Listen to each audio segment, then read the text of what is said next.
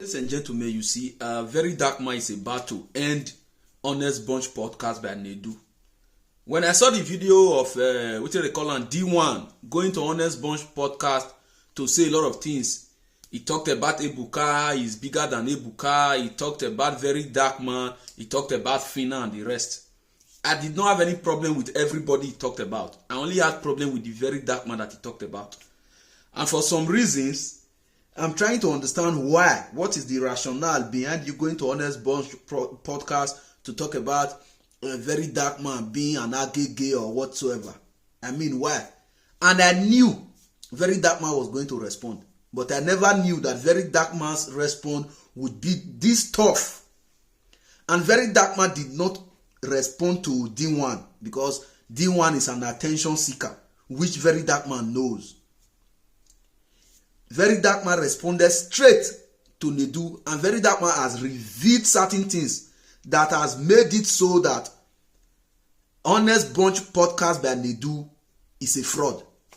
Yes, now Honest Bunch podcast by Nedu is just like a scripted interview section where people come and say what they have been asked to say. That is the reason why you see that many a times the videos coming out from that place are basically controversial. And I can tell you from the revelation of Very Dark Man, the people that have gone to Honest Bunch podcast for real, without being paid or without having anything to gain at the end of the day, not past Pella and Jarvis. Pella and Jarvis, then maybe Pastor Bedamina. Who else? Maybe Idris Abdukari, Blackface. Then Baba Keke, which is the Kenny's music. Then the other people, no.